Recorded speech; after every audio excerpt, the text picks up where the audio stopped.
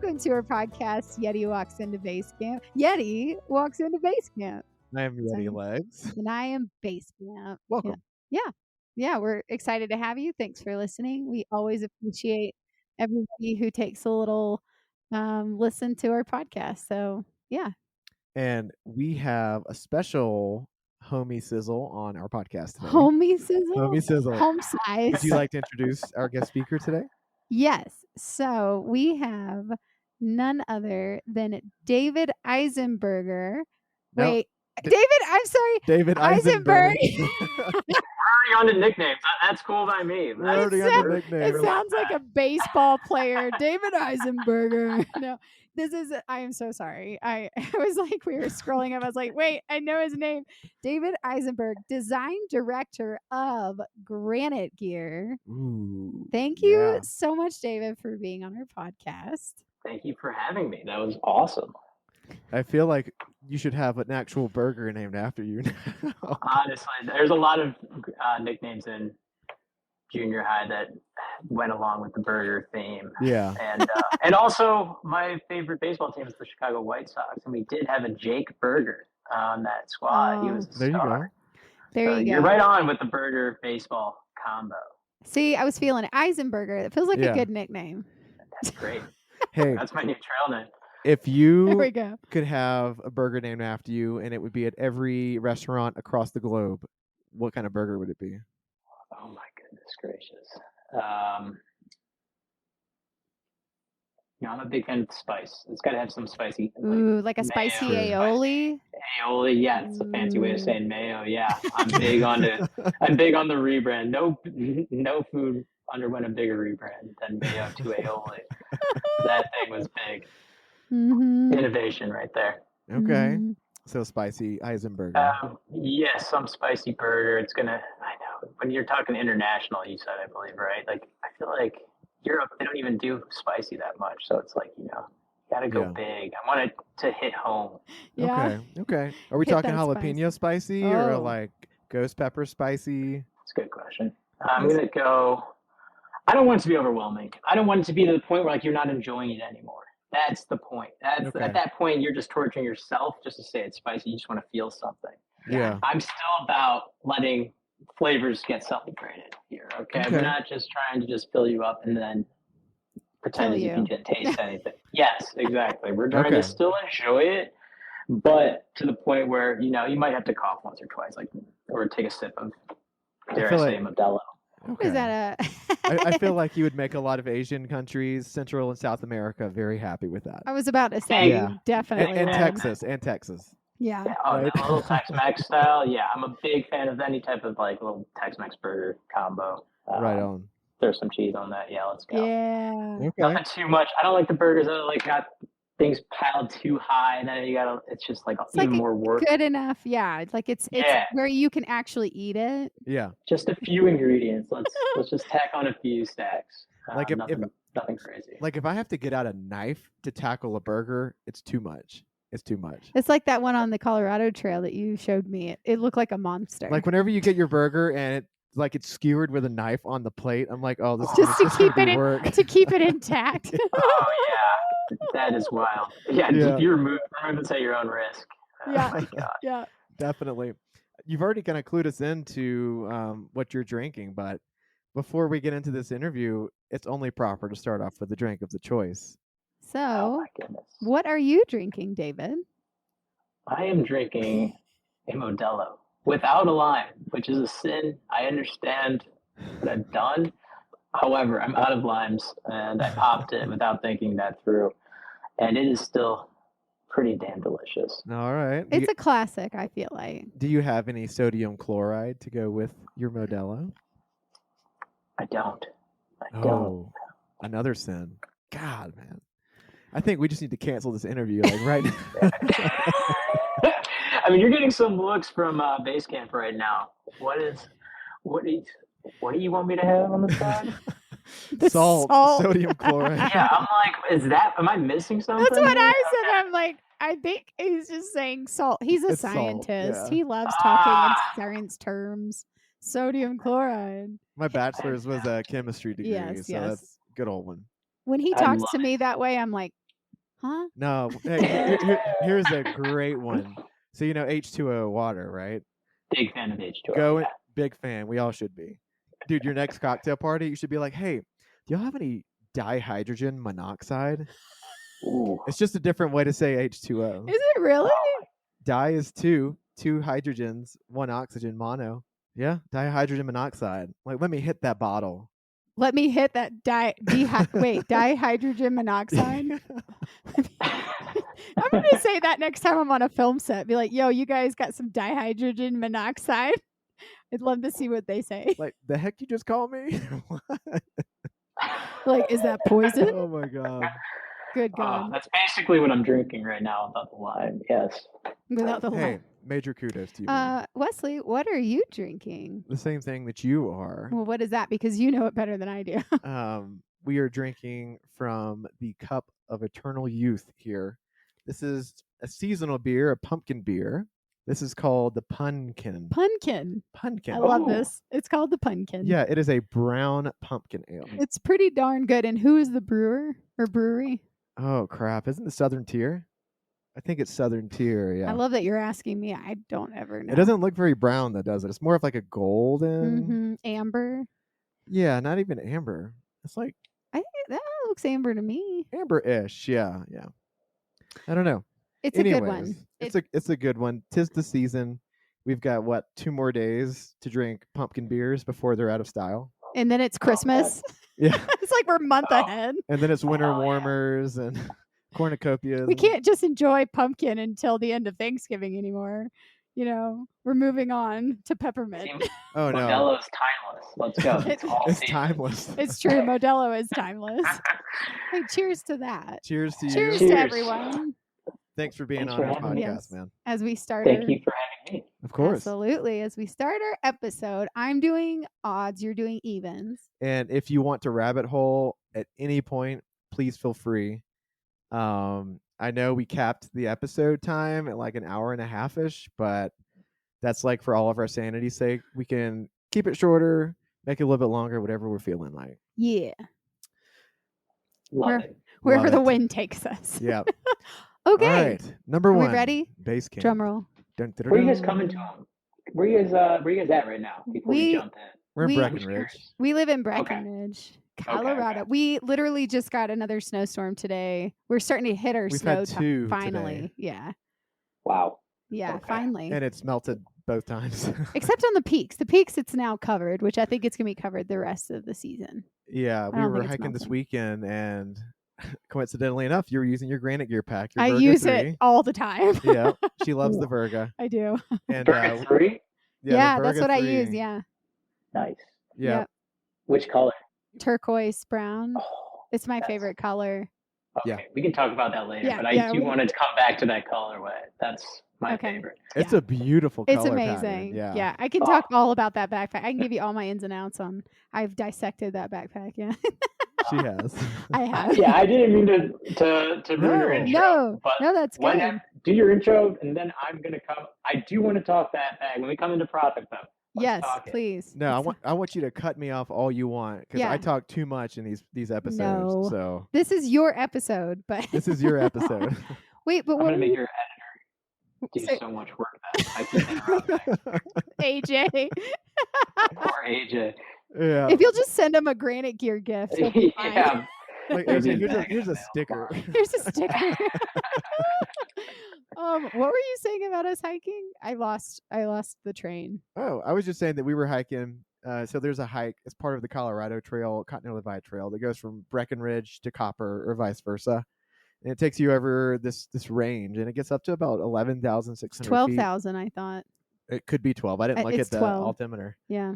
But you had your Granite Gear pack the whole way. Yeah. You were hiking in like shin deep snow, hmm and you were able to fit everything you needed in there. I like a lightweight backpack, period. End of discussion. Like, I do not like heavy backpacks. I like something that's versatile, easy, can throw it all in, and I know where the pockets are. There's not too much.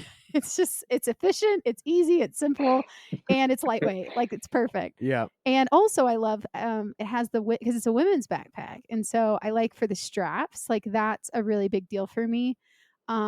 is the straps. I feel like a lot of companies make men backpacks and they kind of go for men's shoulders, whereas the Verga 3 is made for women's shoulders. And so I don't feel everything in the backpack feels balanced out perfectly. And so I feel like I found like the best of both worlds for me in that backpack. Truly, I really have. I'm not just selling it for Granite Gear, but I genuinely do feel like that backpack, because I have like a base weight of 8 to 10 pounds now, and so I've tried to find a super lightweight thing that works for me, so I can actually go a little bit faster than 2 miles an hour. Yeah. Meanwhile, I'm over here. I feel like backpacks are like hats for me. There's a backpack for every occasion. Yeah, there is. Yeah. So I've got my Granite Gear, which I use. I've got a UD pack, which is more of a fast pack, and then I've got my Hyperlight, which it's like the winter just carries unhealthy amounts of weight. Armageddon is really what that one backpack. is for. That's the purpose of the Hyperlight. Isn't it like a 75 liter? Yeah, it's massive. It's crazy. Yeah. Oh, boy. Cool. That's too much. Yeah. It's too much. I know. But it did get us through the PCT. Anyway, but I wish I'd had the Granite Gear on the PCT. It would have been a game changer for me. But anyway, I digress. Okay. Yeah, we'll definitely get into product because we're both product nerds. Yeah. We love talking about gear. Okay. Granite Gear is a cool name, I think. He thinks. I wrote that in the He read question. it. I'm like, That's I'll a just cool name. put it there. It's a cool name. But it is a cool name. But first off, David, do you mind telling us a bit about who you are and what you do at Granite Gear? Yeah, I'm the lead designer, and that at a small company looks like you wear a lot of different hats. And so what I do is it involves the design. It involves, the development, working with our suppliers, whether that be fabrics, buckles, revisions to samples, pre-production, post-production, QC, all that jazz. And then it involves marketing. It involves so it's really fun to go from sketch to finished product. And then also launching the marketing campaigns and organizing the photography and video shoots and getting to see it out there on people's backs, truly start to finish. And I'm pretty lucky to be able to do that. I think a lot of companies, especially at larger companies, you'll be focused and specialized in one, whereas like I have my hand in a lot of different things, and so do the people I work with. And we're a small team, but we're super tight knit, and that means everyone's got a hand in basically everything. Yeah. I know Marie's going to want to talk to you about the videography and the photography. I knew he was going to bring that up. Hit me. No, she works in production. She's been in it for about 11 years now. So yeah. But no, I was going to say you sound like a producer in film, because that's literally what it is you go from client relations, hearing the design, creating, and then executing logistics, and then you're in production filming, and then post-production, and you okay, this is what the client wanted, so how then do we actually make that happen fully with magic and post? And then you deliver the product, and you get to see the product on all these commercials and these websites, and you're like, whoa, that's so cool. And I think some people just love, I personally love beginning to end, there's something so fulfilling about that. And so I totally understand what you're saying about just that feeling of being fully in, soups to nuts kind of feeling of getting to see it and then people wearing it. I think that's so cool. It's very relatable. Oh, yeah, absolutely. And I'm also forgetting other parts of it. It's like talking with the hikers at trail days, at Pacific Crest Trail days, Appalachian Trail days. That's the other part of it. And it's like, I'll be fitting a person for a bag. They're like, how do you know so much about this bag? I'm like, I designed it. They're like, oh my God. I'm like, you want to buy it? And they're like, maybe. But it's a really cool thing to say. It's a unique role, I think, and it's a unique job that there's not a lot of us out there, which is a really fun thing to get to do. It's so cool. Very nice. Now, what's your backpacking experience? What and it doesn't have to be a thru hike. That's what I feel like whenever we interview people, because we have thru hiked, I think people get a little intimidated by this question. But what is your backpacking experience? That's a great question. I also appreciate you for preface, because I'm also in the same mindset that, whenever I'm talking to people about through hiking or at the Appalachian Trail or Pacific Crest Trail, and they're explaining that, they're like, oh, well, I'm not actually through hiking, and I'm like, it's okay. You're doing a section. That's amazing. And they're like, I'm just going out on the weekends. I'm like, that's what I'm doing. That's my bread and butter. Like, that's what I prefer. It's like, I don't have the time, especially, to be doing the Appalachian Trail, or the Pacific Crest Trail all in one bite. And I think that's an extremely valuable time that people that are able to do that. And it's super, kudos to you guys for doing the Pacific Crest Trail, you guys said.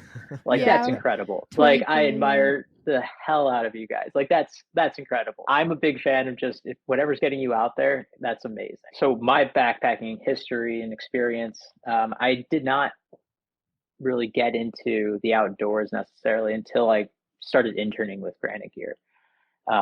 Never into the hiking world, rather.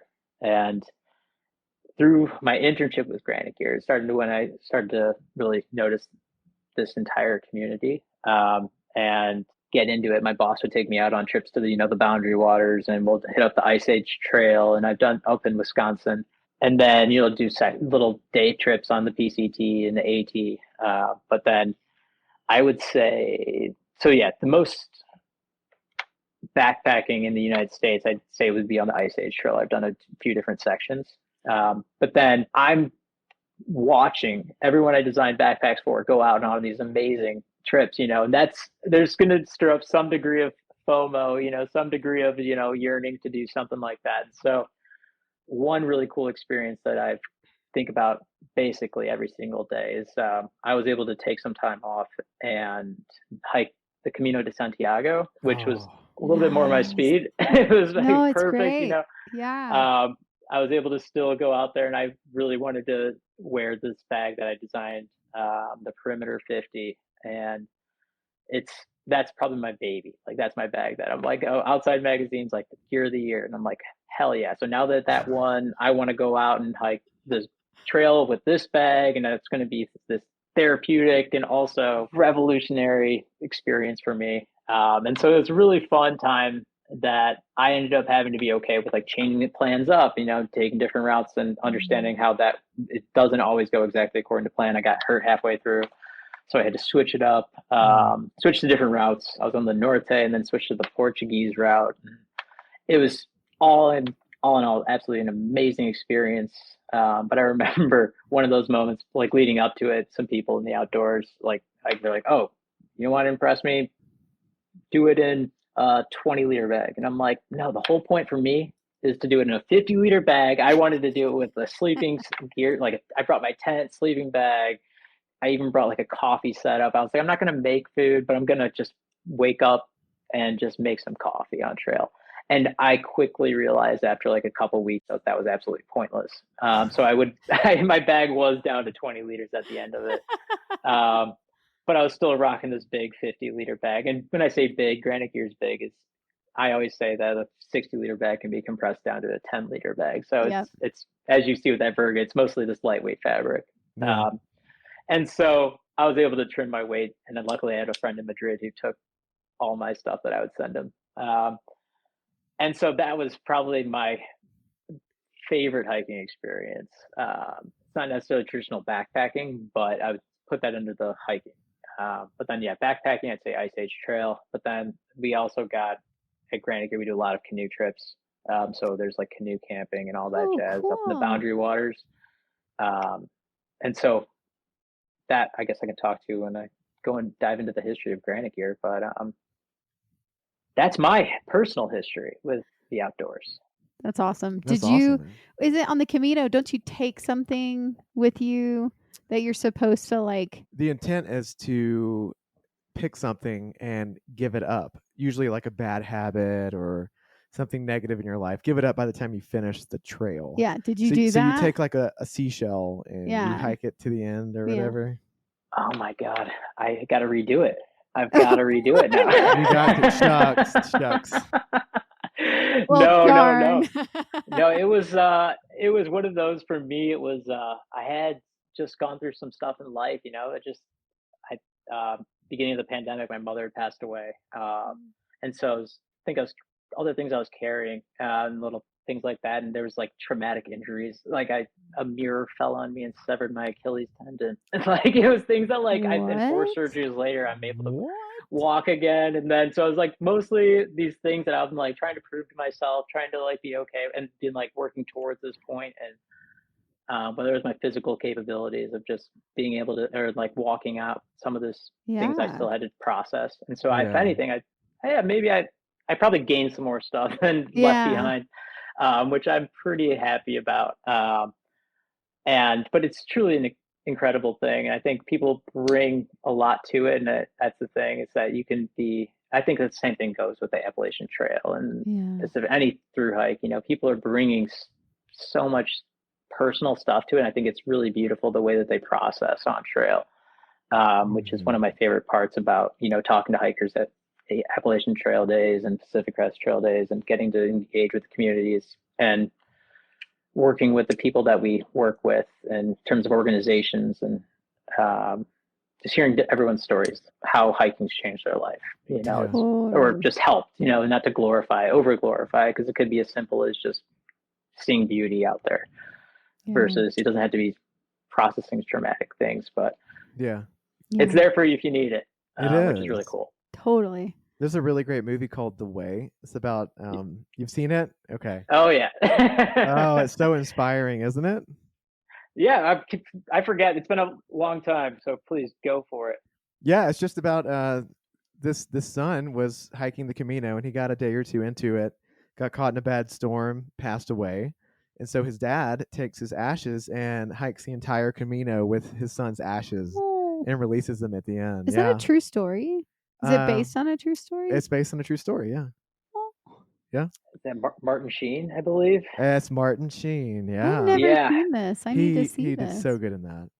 No, that's actually one of the first moments when I was like, I should hike that. I think it subconsciously sat with me where I was like, you know what, I would love to do that trail one day. And yeah, and then that's I did awesome. Part of it. I still have other parts I want to do, but I'm like, it's section hike it. Yeah. I mean, Spain, Portugal, like, can you go wrong with the food and the wine? I mean, man, like, you're like villa hopping. Come on. Oh, amazing. My God. And yeah, I did it during an off season too. So it was like rainy. It cut down on the traffic, foot traffic. And so it was nice. Basically, I got my isolation if I wanted, or I could go grab a wine with the next town when I was done, and it's cheaper than water. Yes, I know. Let's do it. Yeah. Hey, do we did the Tour de Mont Blanc in the off season, and we had the whole thing to ourselves. Yeah, we did it at the end of October, and man, oh man, beautiful. It was probably my favorite hike we've done. But we didn't get to see the Pyrenees like you did. I know. We wanted to do that.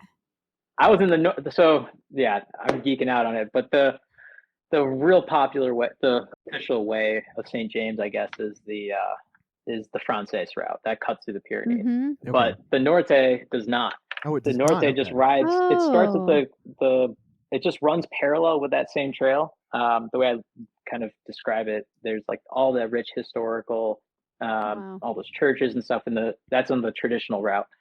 But then the Norte, it's like all these.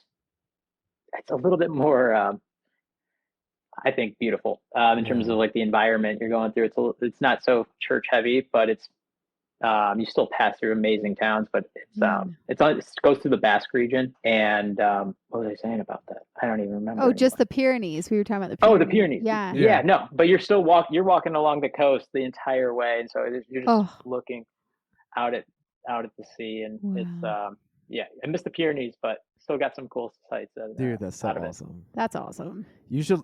And this episode is not about trails in Europe, but you should look up the Via Francigena. Have you heard of it? It sounds familiar. Is that the way of Saint Francis? Saint Francis. So Saint Francis is one of my favorite people of history. Saint Francis of Assisi. He's the one who started the Franciscan way, and he he walked from his pilgrimage was starting in Italy, Rome, and going all the way to Canterbury, England.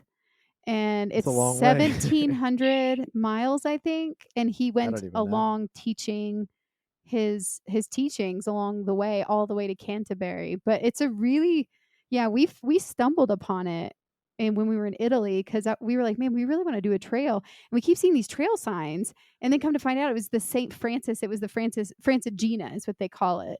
And so it's definitely on our bucket list at some point to do. It's on roads. It's not like, yeah. Yeah, that's amazing. I hope you guys get a chance to do it sooner than later. That's what point was. I was like talking to people, and that's what I think is beautiful about, the Caminos, that people of all ages are doing, people of all skills. And that's something different. I feel like there's like this on the Appalachian Trail, there's like this almost like competition. Who's got the lightest pack? Who's got this? And these people out there, they're just like hiking at their own speed. They're just hiking with like their like 50-year-old backpack. Like it doesn't take much stuff. They're just out there. And I think that's pretty fun. Dude, that's not just the AT. That's the PCT. That's everywhere. Other trails. Yeah. It's probably worse. Yeah, but the Colorado Trail, I feel like the Colorado Trail, that's a lot of people's first like longer hike. Yeah. And so you've got like people of every caliber out there, and they're just like setting up camp at 5 p.m. It's like, true. Just doing their thing. They're just doing 5 miles a day, 8 miles a day. Yeah. Yeah. I love it. Hike your own hike. I'm the biggest proponent of that. And, the best gear is the gear that gets you out there. If it doesn't start with Granite, the best thing is just whatever you got, Bingo. I realized I was like, you don't need to buy anything. And then I'm like, wait a second. Wait. Do. But you do need the new Verga 3. Yeah. I mean, listen, I could talk on and on about it. I'm really excited about this new lineup you've got. We'll get to that in just a bit. But as to what Granite Gear offers, so you've got a lot of different styles. You've got like the dyed, which are typically a little bit heavier than maybe the undyed, just because of the dye weight, right? You got lifestyle packs, even military grade stuff, largely, medic packs of various sizes and styles. Let's just cover some of the basics of what Granite Gear offers. Yeah. In order to make it all make sense, I'm going to start with like our first product category that we got into. And that is going hand in hand with our origin story of how Granite Gear came to be 38 years ago. Our founders, Jeff Knight and Dan Cruikshank, were out paddling in the Boundary Waters, and they were like, you know what? When you guys think of, portage packs, you think Duluth pack, those like heavy wax canvas bags with leather straps. They were like, why don't we use some updated materials, some nylons, and like make an actual suspension system and make this thing like carry comfortably, and that's where Granite Gear was born, was in the Boundary Waters, with this idea by these two guys. And so it started out with portage packs. So that's a category in and of itself on Granite Gear's pack arsenal. And then there's also storage packs. So there's like organization sacks rather. So there's, the compression sacks, dry sacks, all that jazz that can be used in the portage bags for portaging, canoe camping. And then there's also application in the backpacking hiking world. And those hiking packs, we pride ourselves on being lightweight, and comfortable. And that's a huge push, is being ultralight. The lighter your pack is, the farther you can go, the faster you can go, the more you can do. And it's actually, safer for your body, you're not carrying all that weight. But the whole point is that it still has to be comfortable. And so that's where I think Granite Gear makes a really good stand, because you can make the lightest weight pack, but if it's coming at the sacrifice of a waist belt, which is supposed to carry 70% of the weight on your body, it's then, it's all dangling on your shoulder straps, which is ripping. And how much further are you really going to go? If you're going to take on an injury or body's going to wear down. And so it's really about striking that sweet spot for us. And so you really want to make sure you're carrying the appropriate amount of weight for that, whatever it is, that activity that you're doing, that trail that you're hiking. And that's why we have so many different styles, whether it is an ultra light bag in the Verga, which is frameless, but it's not, like you said, Basecamp, you're not going to be carrying that much weight. We recommend up to 25 pounds max on that bag.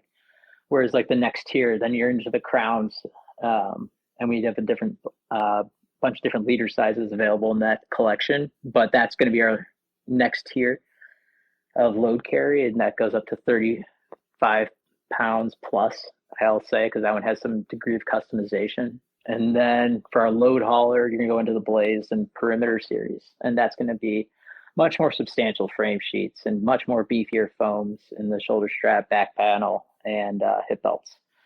and that's going to allow you to carry more weight farther, more comfortable. And that's really what kind of breaks down our multi-day pack game. I also would like to say, like, another thing I think we do really well is, I get time and time again, why aren't you using this fabric, that fabric, and it's the lightest weight one out there, but it's like also going to drive up the price immediately. And one of the things that we really do pride ourselves on is trying to be at a good price point. We don't want to make the outdoors more of a barrier financially for people to get into. So we want to remove that barrier as much as possible, and not make your pack be the one thing that keeps you from getting out there. Yeah. But still being able to have, a bomber pack that, it's still ultralight, it's still using branded Robic materials, which is a trusted name throughout the industry. And so I think Granite Gear does a really good job of striking balances across those categories. How many times have you been asked if you're going to come out with a Dyneema backpack? Did I steal one of your questions? Nope. No, So you did not. No, I'm like, actually, Justin was like, actually, we don't do that, no matter how many times people ask us. So Dyneema, we actually do use, our Blaze does have, so Dyneema being ultra high weight molecular polyethylene. Dyneema is a branded name. We do use that UHM WPE in some of our fabrics on the Blaze, and that has tremendous strength to weight ratio. Okay. And what we do there is, when people think Dyneema, you think that classic ripstop pattern with the white threads. And so we have that on our high impact and high abrasion areas. So being very strategic where we're placing that, and not just covering the bag in it. So it's a balance. And so we kind of weave that into our other Robic fabrics that are a little bit heavier duty in that realm. So just really multiplying that strength. And that's how you're able to keep the prices at sub $500, because some of these packs are crazy. So expensive. I mean, but Dyneema is expensive. It's wild. It is. And there's a lot more expensive fabrics out there too. It's like, and it's really cool seeing like what other brands are able to do and push that envelope. And we do consider ourselves one of those brands that are pushing the envelope on a lot of these categories. If it makes sense and we're able to do that in a responsible manner, we will. That's why I'm never going to say we won't do X fabric or something like that, or Y fabric. I just want to be very intentional about how we do that. Yeah, totally. You ever heard of ultra weave before? I'm sure you have. Yes. Yeah. One of our friends, his name is Crush. He just finished hiking the Continental Divide Trail. He had an ultra weave Palante pack. Yeah. Oh yeah. Yeah. Yeah, and he said that thing was practically indestructible. I'm just curious if you know about it. And he hiked over 10,000 miles with it, right? Yeah. Like he's done a ton of trails the last 2 years. It's crazy. But yeah. Oh my God. Yeah. Yeah, exactly. It's Challenge, I believe, right? Sailcloth. I'm not sure. We don't. I guess we don't know. Okay. Yeah. We just said ultra weave. Yeah, no, it's also I love all the names for all these technologies. Yeah. But I will say, like, of all the packs that I've ever owned in my life, I may not religiously use a Granite Gear every single time I go outside. I still keep it in my inventory. But I feel like of all the packs I've ever owned, the one that I could like scrape against rocks and still come out unscathed with would be the Granite Gear. My Hyperlight, I don't know. I mean, the Dyneema's, it's rugged, but I can wear holes in it pretty easily. Listen, I'm a clumsy person, and I am the person who just rips something in their gear. Like that's just me. And I've had the Granite Gear pack for over a year now. Yeah. Well over a year. Almost 2 years now. Almost 2 years, yeah. The Virga 3. And I have no holes. Nothing. So to that point, I feel like I forgot to mention that pack category you're talking about with these medical packs and stuff for tactical category, is that we do have a manufacturing portion of Granite Gear where we do make some packs, and those are on another level. Yeah, so when I say like the testing needs to be through the roof, and so that's another reason I've brought up Dyneema when I was earlier on, and these very light sailcloth fabrics and stuff like that, with our engineer who's on the tactical side, and I admire the hell out of him. His name's Wade Niemi, and he's broken it down flat out. He's like, no, well, if you puncture it, it's lighter weight and sure it's strong, but you can still its punctures easier. It's like, okay. So like you're talking about with rocks or something like that, when you're bushwhacking or something and it catches the thorns, like it'll puncture, it's not indestructible. And if anything, there's some drawbacks to it, but the abrasion resistance is through the roof.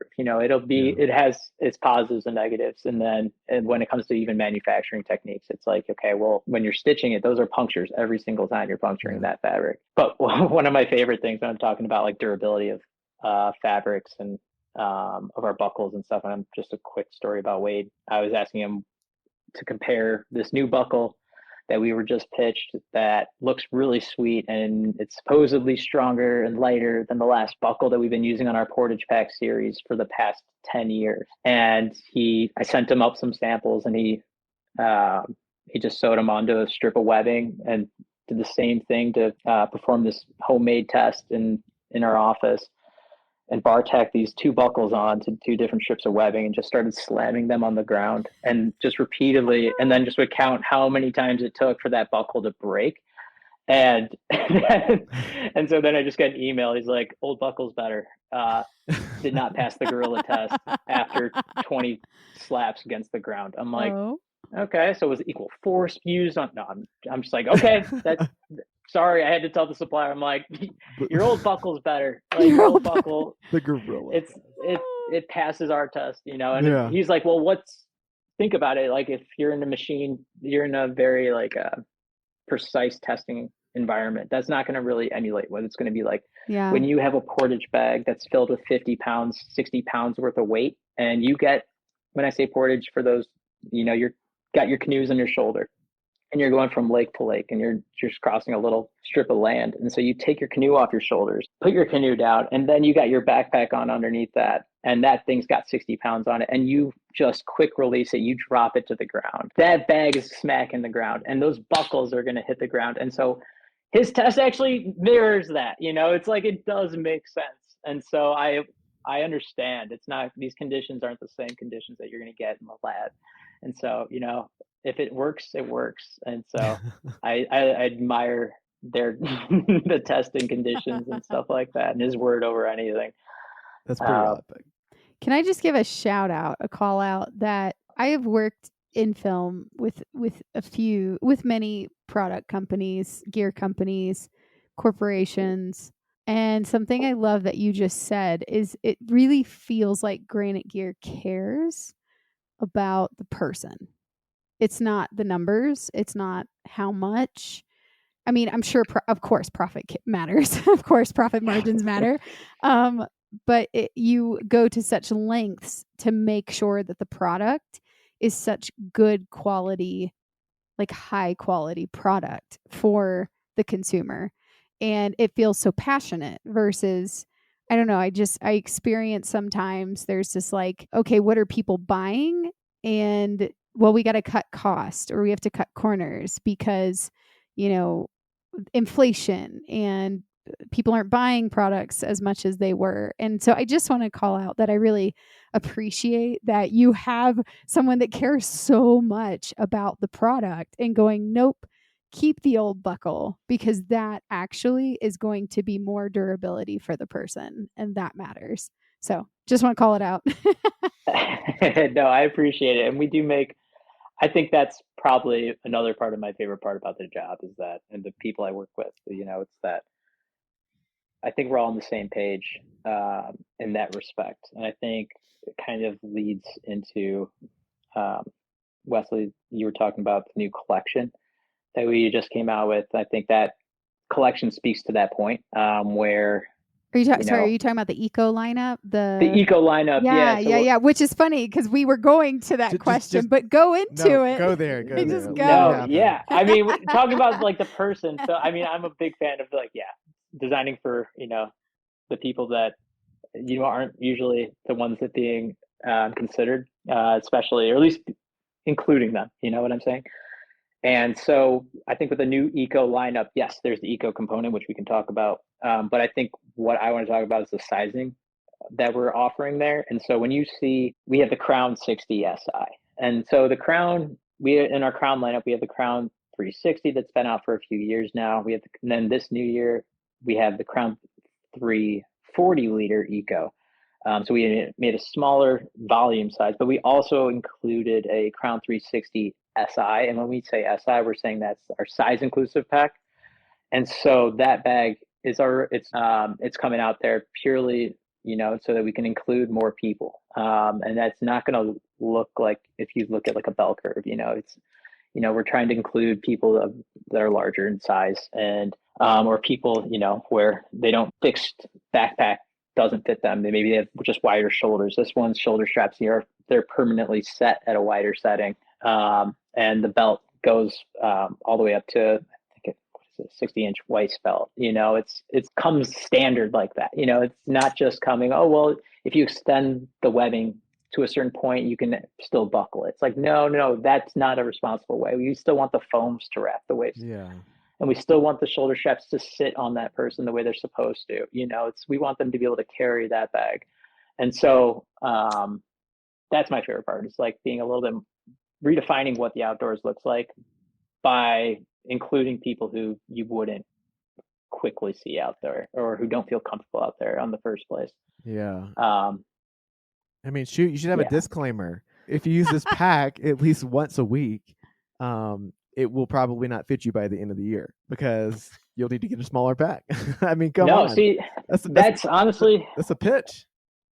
That is, yes, I could see that as a through hiking pitch. You know what I mean? And the thing is, I think what we're focusing on is body inclusivity and body positivity. Yeah, for and sure. So it's not even the fact that like we're telling you to lose weight. No, that's not the point. It's like, hey, we're telling you to get out there, and just because you are welcome in the outdoors, exactly as you are, Mm-hmm.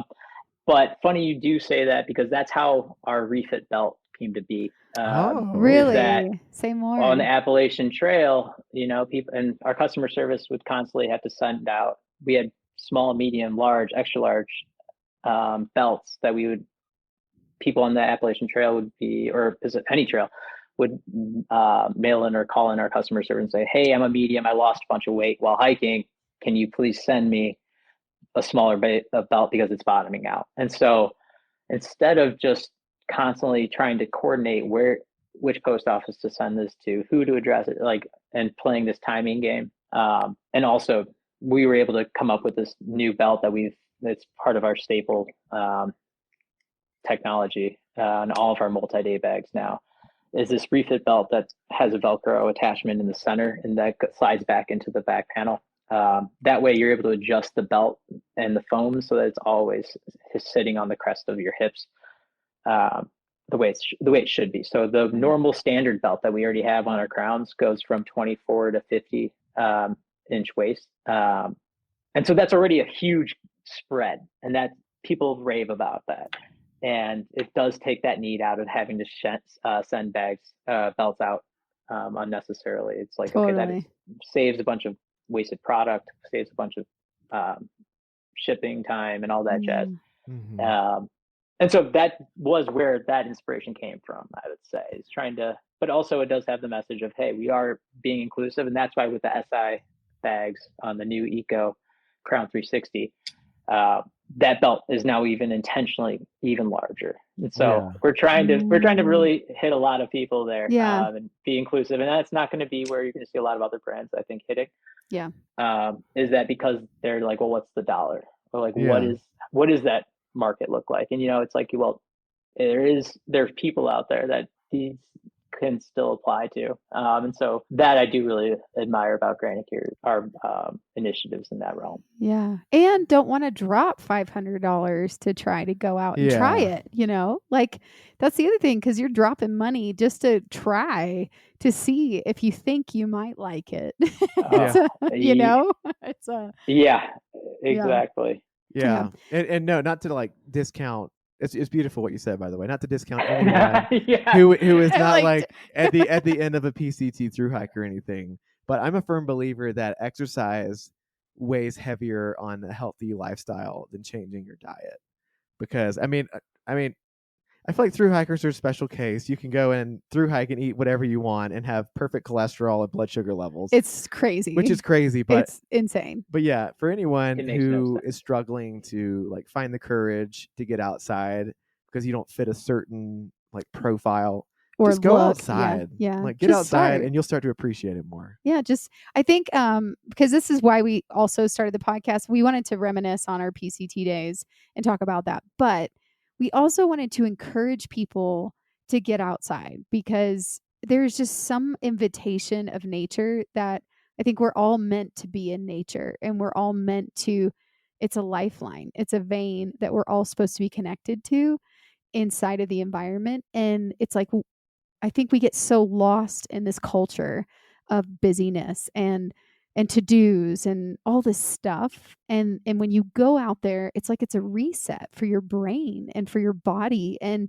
you get to just detox all the shit that's inside, the worries, the fears, the anxiety.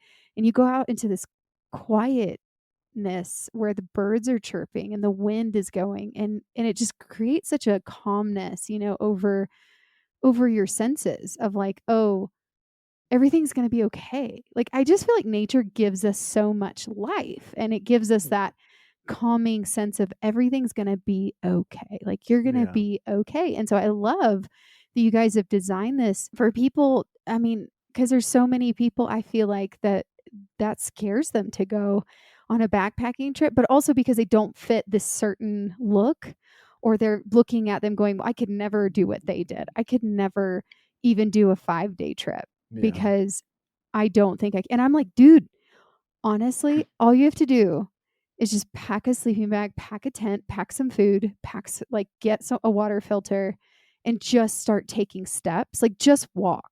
Like, that's literally all it is. You can do 4 miles. Like, just go out 4 miles, pitch your tent, experience nature. Like, that's it. That's all I think we just need to do again in our society. We need to do this. I'm a massive advocate for it. I love it. Hey, I love it. And we don't claim to be like a thru hiker podcast. We're a hiking podcast. And what we always like to ask people who we have as guests on our show at the end is, what type of advice would you want to give to hiker hopefuls, which is people who probably do like day hikes, maybe weekend warriors, but they haven't done anything longer. And it's kind of beautiful because we have this one like really devoted follower. Her name is Caitlin, and she has never done a thru hike, but she told us after listening to the podcast, she feels like she could do it. And I'm like, that's the goal, isn't it? That's the goal, to get people outside more. Just to know that they can do it. Like, you can do 5 miles. It might hurt. It might be painful, but the reward of cleansing yourself is the ROI, I think, of getting outside and taking 2 days off is so much more worth it than the fear of what ifs that could happen. But anyway, sorry, that was a rabbit trail. I know that the eco lineup, because sorry, I get very passionate. This is what we're doing. Our Arizona Trail documentary is we're really trying to create a story that brings humanity back to nature, because I feel like we just trashed it, and how do we give back to it like it's given to us? Anyway, so I'm like really in this vein. Amazing. Yeah. So we're really in this vein right now, I feel like, of that. Okay. So I'm not going to pronounce this correctly. I know everybody in the gear world knows these terms, but I don't. The region Robic? Sure. Sounds There's great. no, I've never heard anyone pronounce it like this is the way you do say it. I say regen. See, when I read it, I was like, Regan? I was like, what? Reagan? But Ronald? this is considered, I'm going to break it down for my brain. This is recycled, like, rough and tough fabric that hopefully it's got a higher durability, but it's recycled fabrics, nylons, foams. We want to talk about that because we also really love to bring environmental stuff into the podcast, and especially gear brands, because there's a lot changing right now to help our environment with gear brands, and we love that. Sure. Like the removal of PFAS from gear brands, They're gone. Yeah. They're gone. Poof. They're gone. Just like that, overnight. Yeah. Love it. Forever? No way. They're gone. No one will ever see that again. Yeah, forever's not in the name, right? But any relationship to doing away with PFAS is the question. Like, what are you guys doing in that world? What's your what are you projecting? I know, especially since PFAS has become such a big deal. That's my question. Yes, I just writing down a marketing campaign around that. That's a great little PFAS forever. No, they're gone. There it is. Yeah, I love this. Okay, forever chemicals. What? Okay, so we have a lot of different initiatives that have kind of come out over time with Granite Gear, and we've introduced little steps here and there.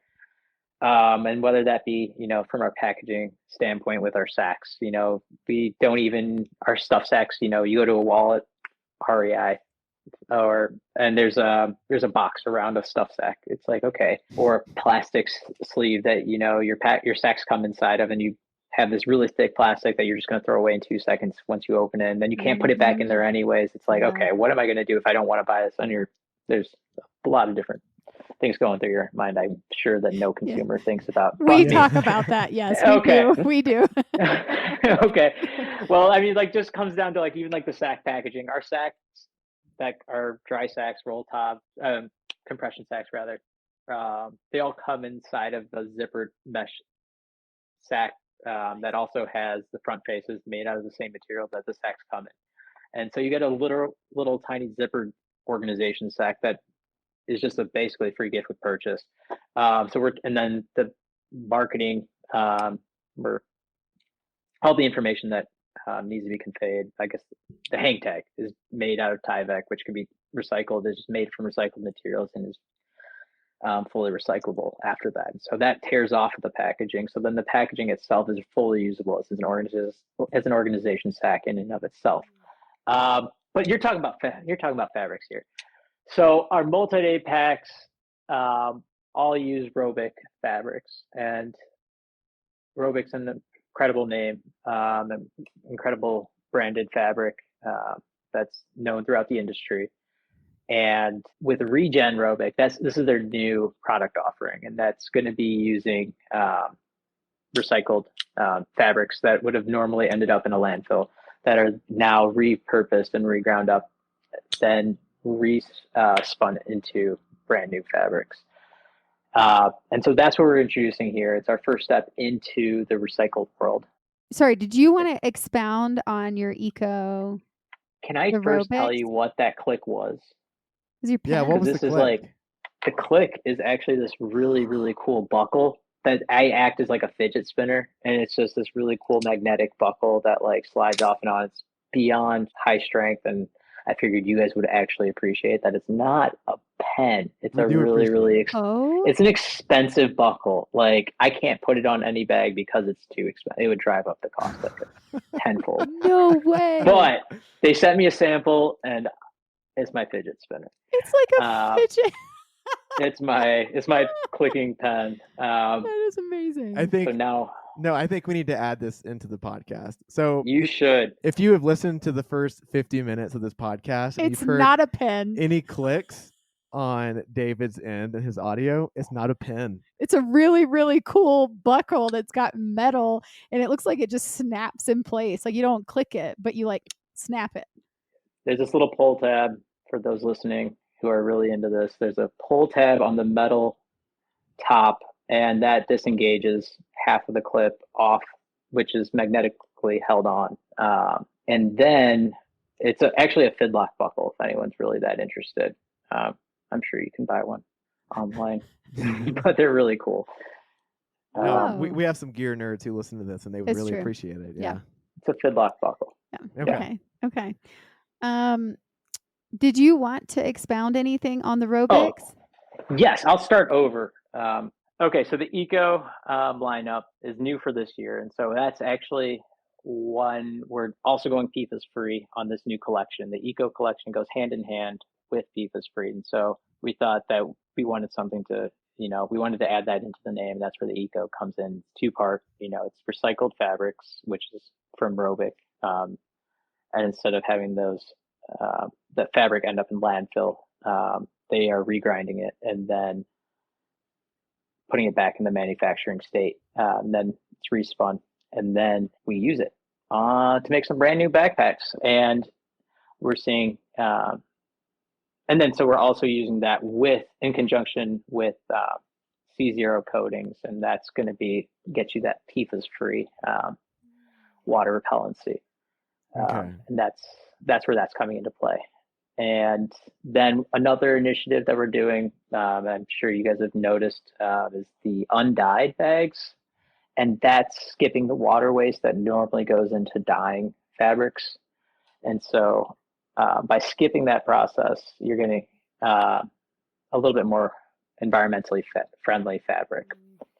And then a really kind of fun detail about all that, when you skip the color treating process, you don't actually have to heat up that fabric. Doesn't have to go through this heating process to make it cure, which actually boosts this overall product strength, the fabric strength.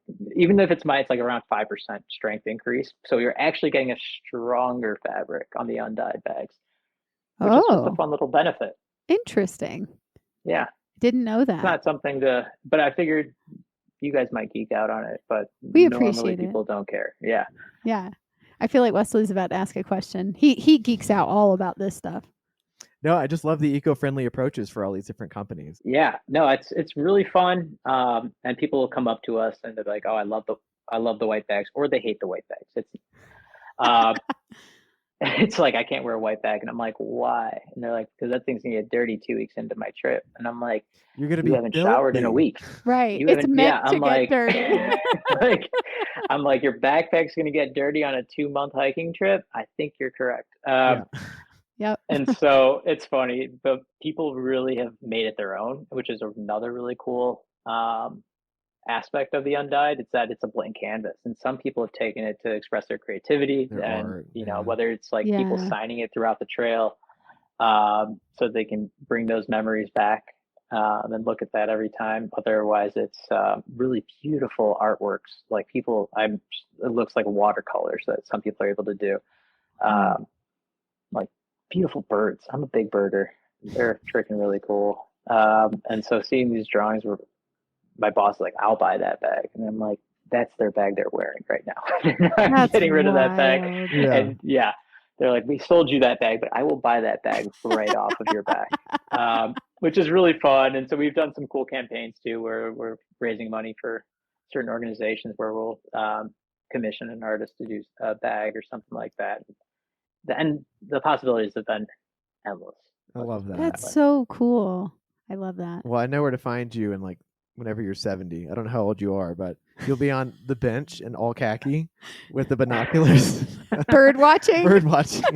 Oh, yeah. I think like my favorite meme is like, one moment you're in your 20s, and then the next moment a bird flies by and you're like, is that a yellow warbler? It's like, okay, it's something happened. Don't worry. Yeah, the second. Yeah. He's a massive bird watcher too. He'll be like, "Is that a blah blah blah?" Like we'll be hiking and he wants a monocle so bad, so he can be like really looking at the birds. Not a monocle, a monocular. I'm sorry, a monocular. Okay, not a monocle. This is completely off subject, but you guys say you like these. Have you ever played? Are you a gamer too? I stopped board gaming. gamer. I stopped gaming about 2 years ago, but we play board games. Wingspan. You ever seen this game? I have no. This turned me into a birder. I'm not even a birder I'm birder because I'm competitive, and I've had this game that masked my competitiveness as if I'm a birder. Okay. And then it's just beautiful. Like Wingspan. the illustrations are beautiful. It's fun. You don't want to kill your competitor, but it's like you're still going head to head. It's 1 to 5 players. We played at Granite Gear quite a bit. Okay. Good for you. No, okay. And no one can see this, but David actually has a T-shirt on with a parrot on the front of it. Oh yeah, it's actually it's a concert shirt, but I guess they put a parrot on it. They put a parrot on it. They did put a parrot that is on amazing. It. It's perfectly fitting. It really is. No, but thank you for sharing all that. Yeah, seriously. I mean, gosh, we could talk so much about it, but I really, again, appreciate that you guys care so much about the environment and, yes. Last note, I was playing Wingspan, and there's a European roller. Are you familiar with that bird? No. Oh my God. stunning bird. It directly inspired your Virga 3 colorway. I literally inspired, like, people like, where did you come up with this colorway? Tan. With the brown front Yes, mesh pocket, yes. that's supposed to mimic the breast, I guess, of this bird, and then the feathers are this beautiful purple to teal like transition. No way. Stunning bird, and that is the reason that bag is that color. That is amazing. Well, I thank that They're like, bird. I love it. What trend were you looking at? I'm like, a bird. A bird. What are you talking about? Trends. Oh, that's amazing. Yeah. But that actually is the most popular colorway. So it's beautiful. I'm happy about it's that. a pretty color. So, I mean, it catches the eye for sure. Yeah, the name is roller teal. So a European roller. Like, I'm telling you, I just straight up took you full on. You're like done. inspiration. You saw it in your head. I want it to be on the nose. I want people to know this is a European roller.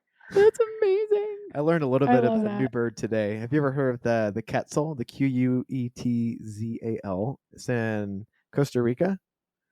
Does it have a cool, like, windy tail? It's got a very long green, like, bifurcated tail. At least the males do. Ooh. Wow. Yeah, look it up after the episode. I will. You'll go to Costa Rica within the year. Hell yeah. Go How did bird you come watching. across this bird? We were just talking about it in different in our conservation class about, everything is intertwined in ecosystems, but a lot of people focus on like flagship species. So the really popular ones, like these big charismatic animals. And the professor used an example of, there are hundreds of different species in this park in Costa Rica, but everybody only comes for the one bird, like the one bird. And it's this bird. It's this specific bird called the quetzal. Wow. Yeah. Well, there you go. There you go. Quetzal, Costa Rica. Okay. Quetzal, Costa Rica. Yep. That sounds like a good name for a backpack. The Quetzal. Oh, but I just divulged how I picked my colorways. So come 2026, we're gonna see some sort of color. If we of the see bird. if we see a vibrant green backpack, it was after the quetzal, the male specifically. I will laugh so hard. That would be amazing. I'll send you a bag if that's the case. Oh my god! Hell yes! Oh my gosh! Oh wow! This has been so good. It is. I want to talk about something else, environmentally focused. We're gonna step away from backpacks here for just a second. Yeah. So he's passionate about this. Very passionate about this. So everybody, just buckle up. I'm going to talk for a second and not let anyone else talk. All right. So my capstone project for my current degree, it really involves walking a bunch of trails, GPSing where each piece of trash I find is, kind of categorizing it by type and use. And I intend to use all this information to plot it all in GIS, so a bunch of different maps, but really to inform land managers on where they can get the most bang for their buck for cleanup procedures, or if some place would benefit from, say, a pit toilet or a bear-proof trash can or something like that. But anyways, I was stalking the Granite Gear website, and I also stalked your Instagram, so hope you don't feel too violated. And I came across a tab called the Groundskeepers, and there's actually a whole page dedicated to this. And it really hit home with me because it makes me realize just how much y'all care about keeping wild spaces clean and wild. And so really what the groundskeepers are is you have these spokes hikers basically who go out and clean trails. They pick up pounds and pounds and pounds of trash, which is just crazy. I watched the video for one of your groundskeepers and they found a bowling ball out on a trail, which is just insane. But anyways, to that, we're hiking the Arizona Trail this winter, and we have a big environmental focus on climate-related data and promoting climate change awareness. But we'll be picking up trash along the trail too. And I'm not going to carry an entire bag of trash the entire way with me along the entire length of the Arizona Trail. I'll dump trash off whenever I get to towns. But I just think it's so great that y'all do that. And I really just wanted to talk to you about the program and really its inception and why you continue to do this. Yeah, no, it's a really, really great program that we're able to put together. Every single year we bring in a new crew of people, and it's really intentional, I think. But I'll start with the origin of it. We were at Appalachian Trail Days, and 3 guys came up to us who were hiking the trail, and they were telling us how they have just been picking up trash just along the way, and they hauled out a mattress the other day. It was just like, then they told us how much weight they carried out, and they called themselves the Packing It Out crew. After that, they were just like, you know what, we're the Packing It Out crew. And so we started to work with them, and then we partnered with them to say, hey, let's do this in a little bit bigger of a way. And so what we did was, we, instead of just having 3 people on one trail, we expanded that to people all over the United States that would commit for the next year to making the trail that they're hiking. It was mostly the long trails, and the thumbs up. Sorry, you guys can't see this on the podcast, but you know how the Apple thing does the thumbs up now, like when you do a thumbs up or whatever. It just gave a thumbs up. Oh yeah, it made me smile. I'm like, okay, yeah, I'm Yep. thumbsing up. I'm giving myself a thumbs up. Yeah, so it started out just on long distance trails. We'd pick a few people, and then it's grown to, you know, be more inclusive, not just the long trails. Let's pick up our local parks. Let's commit to picking up, you know, riverways. And so people that were canoeing like long distances committed to picking up and making our waterways cleaner, and that's just the weight that they were able to haul out daily was insane. And what it's a little bit different. So everyone's trying to shave grams, right, while they're hiking a long distance, and they're obsessing over the way that they're carrying.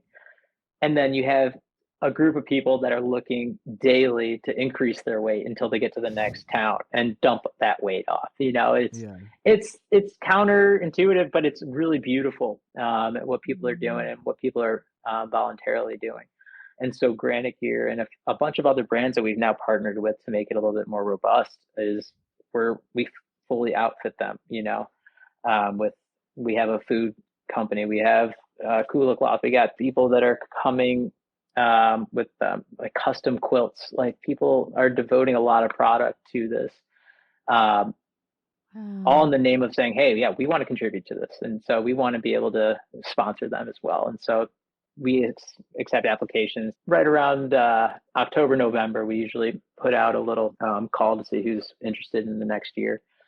And then we also are intentional about choosing who represents, you know, our brands, the people that sign up. And so we want to be inclusive there, and also as diverse as possible, and showing people that, you know, our trails, but we want representation matters. And so we want to make sure that we can do that in every single step of the way. So when I say intention, yes, we're doing environmental stuff, but we're also trying to be as socially responsible as possible. And absolutely making sure that, you know, geographically we're spread apart, you know, so that way different corners are being cleaned up at the same time.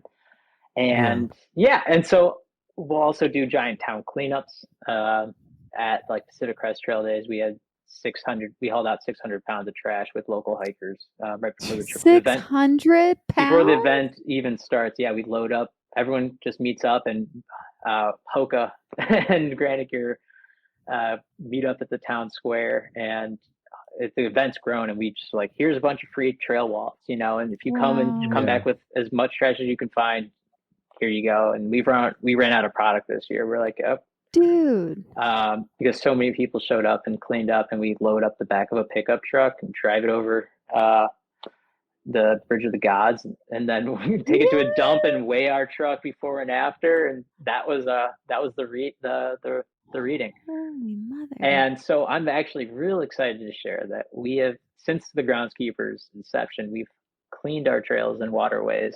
We've hauled out 45,000 pounds of trash, 45,228 pounds, which is pretty big, especially considering a lot of it's microplastic, like just, you know, taking up little tiny pieces here and there on these log trails.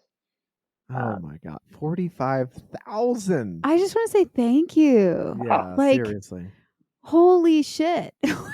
That's insane. Yeah, I think the people that are doing it all the time, they're all-stars. And we actually did an all-star team like last year. Like, you're the best of the best. Like, you guys are all crushing it. And people are just so passionate about it. And I want to give a shout out to our customer service manager, who's just been with us for years. Her name's Julie Hucridi, and she was doing groundskeep and up in our headquarters in Two Harbors, Minnesota, long before the groundskeeper program. And then she's just taken it to a whole nother level with local cleanups that she organizes all the time. And so I love that. Yeah, it's just one of those things that, people are out there doing it anyways. I'm just glad that we're able to celebrate them, those people that are doing it, and hype them up a little bit.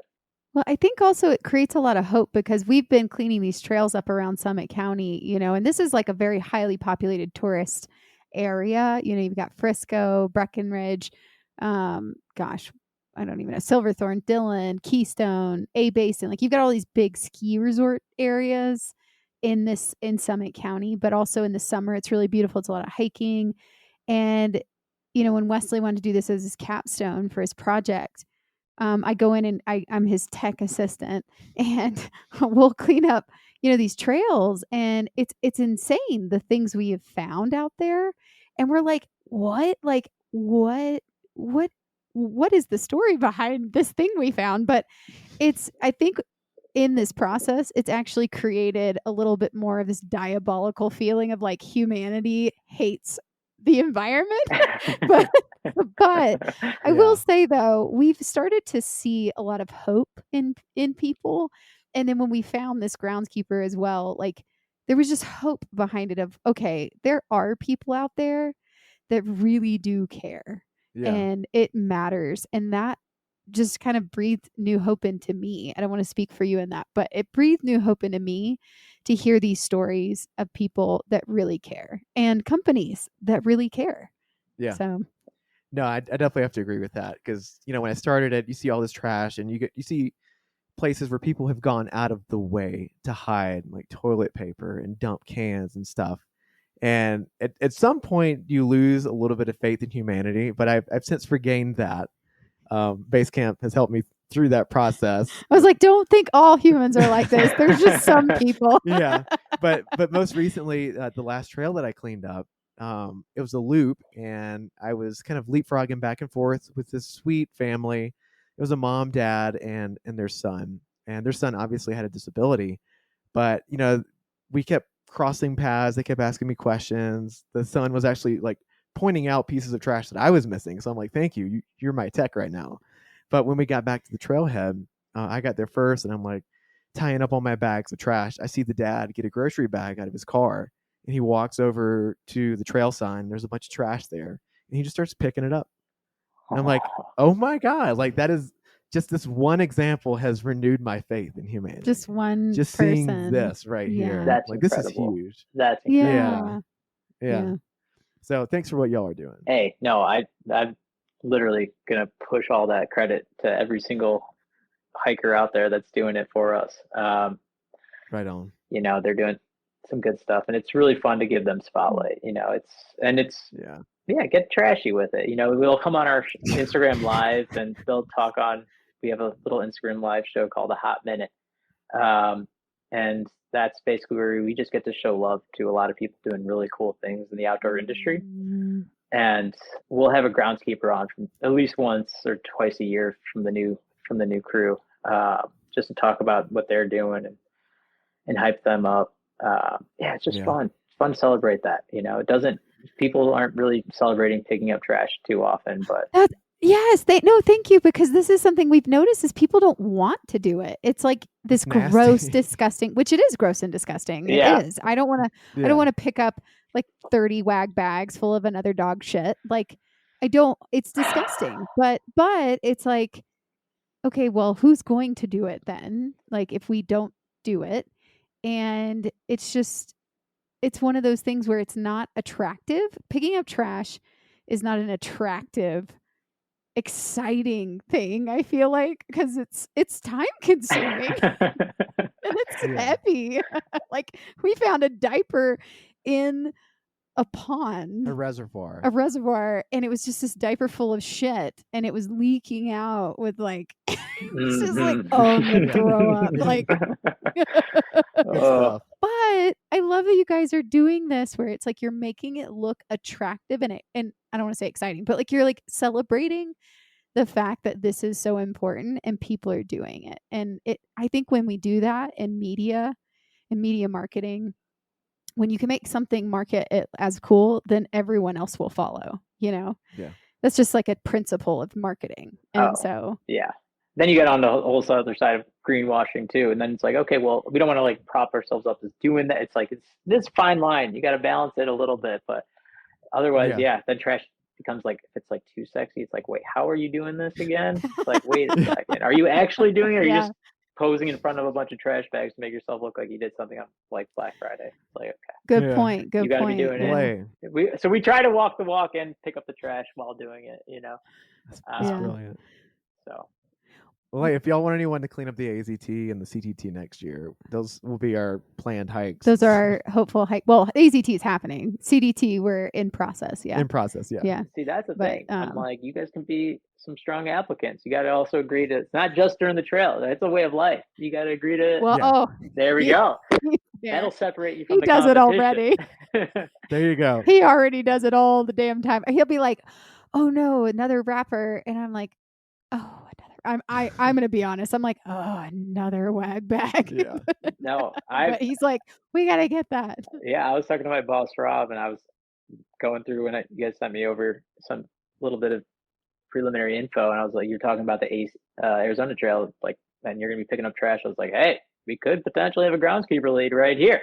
Like, hey, like, so we've already had these discussions in private, so maybe there's an opportunity here.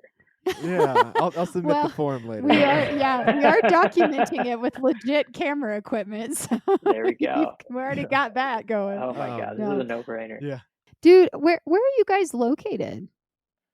So we're up in you said Minnesota? Two Harbors, Minnesota. But I'm in Chicago. Okay. So you're in Chicago. Yeah, okay. I'm a city guy.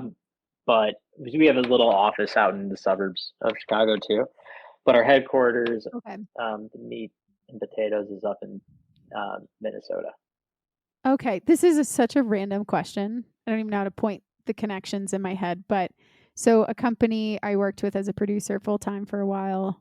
One of their clients was named Viably, it was Comtex Americas, and they supplied all of the composting for recycling to these big, huge landfill places. And one of the places we went to do a story was in Minnesota, in somewhere around there. It was a huge landfill, and they were using these massive machines to break down all the all the stuff, the microplastics and everything, into like making them reusable again into compost. And it was in Minnesota, and it's huge. And I'm like so curious if they're the connection to where they get the materials to use or not. Maybe not, but I don't know. I don't know. I just thought that was fascinating. I like you got this whole production side. I had no idea. It sounds you've gotten a lot of.